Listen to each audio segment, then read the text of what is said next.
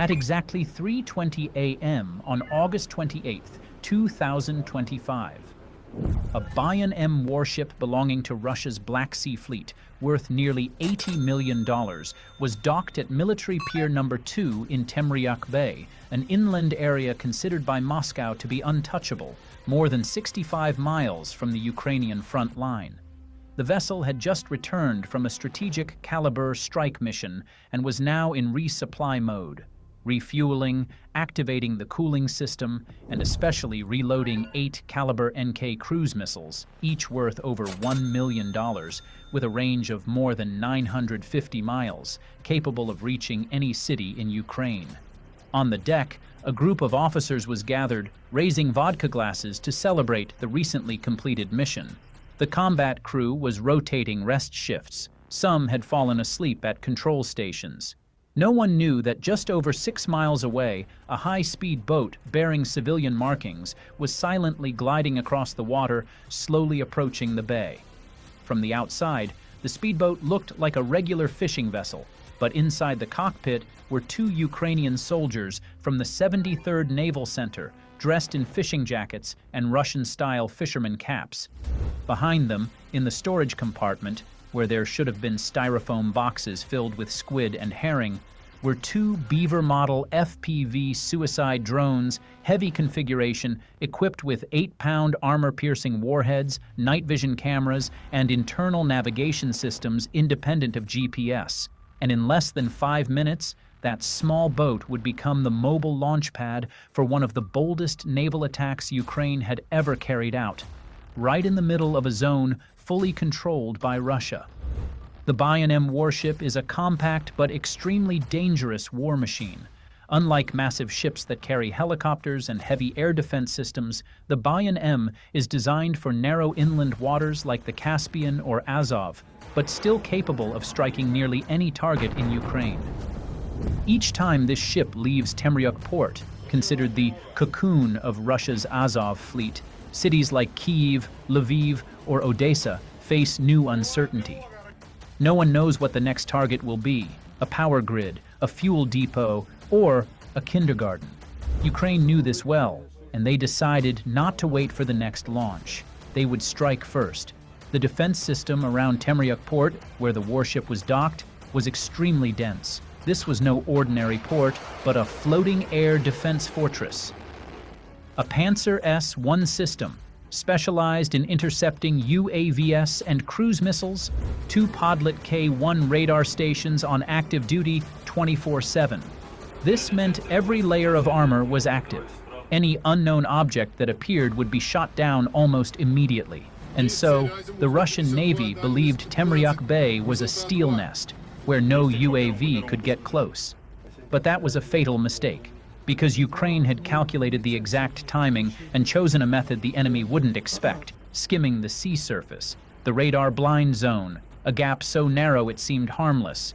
But from that very place, death approached silently, with the weapon Russia least expected: a UAV costing just 1/500th of a Kalibr missile. At exactly 3:27 a.m., when the boat was just 3 miles from the target, right on the outer edge of Temryuk port's surveillance ring, the 2 Ukrainian soldiers in the cockpit moved quickly. They removed the gray camouflage tarps covering the back compartment. From beneath, 2 FPV drones emerged. Each drone was about 4 feet long, with a wingspan of 5.5 feet, the body made of fiberglass composite, ultralight, low thermal signature, matte gray to blend in with the sea. As soon as everything was ready, the 2 soldiers pulled the safety pins, activated the internal navigation modules, and pressed arm and release. The 2 UAVs were deployed using an independent dual strike model, 2 approach vectors, 2 separate targets, fully synchronized in time and tactics. The first, codenamed Hram, Thunder, controlled by the primary group, was programmed to fly directly toward the surveillance radar tower to disable the main radar system, temporarily blinding the Russian warship.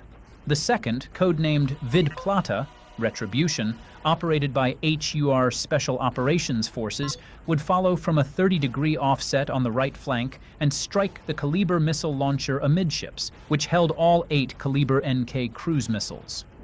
If Hrom succeeded in blinding the radar, Vidplata would have the chance to pierce the final armor layer and strike at the heart of the warship, where not only the missiles were stored, but also the fire control command center. At exactly 3:29 minutes and 12 seconds a.m., the first UAV was pushed off the launch rail at the stern of the boat.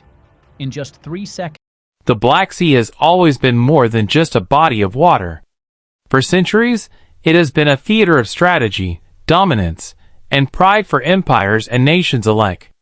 When Russia annexed Crimea in 2014, it cemented its naval footprint in the region, transforming Sevastopol into the crown jewel of its fleet.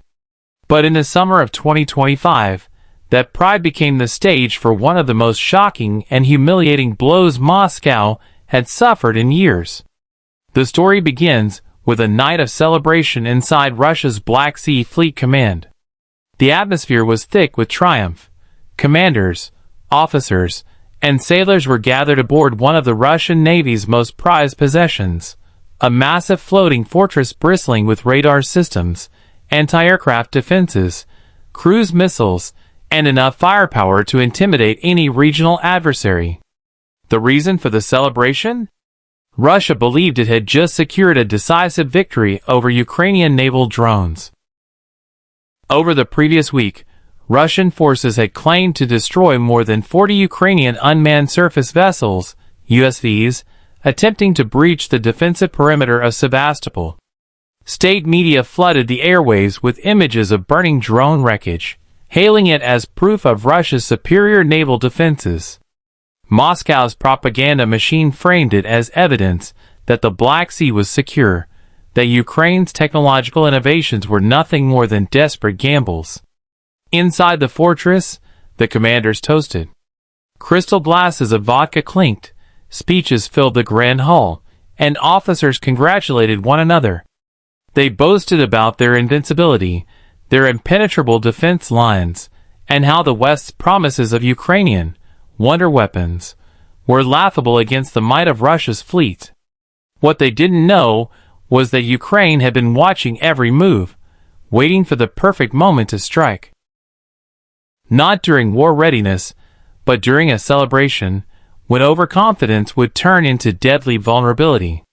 Ukraine's intelligence services, working closely with Western partners, had intercepted communication chatter that confirmed Russia's senior naval staff would be present on the floating fortress that evening. It wasn't just an ordinary gathering.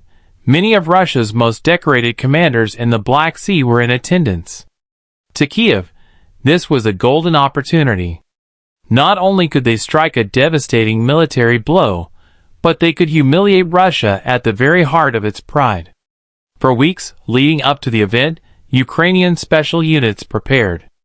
In secret bunkers and hidden coastal bases, engineers and drone operators refined their latest generation of naval drones, longer range, faster, stealthier, and more heavily armed than their predecessors. These drones weren't just designed to hit targets. They were programmed to survive jamming, evade detection, and deliver precision strikes against the most hardened naval defenses. Satellite imagery, thermal scans, and real-time reconnaissance drones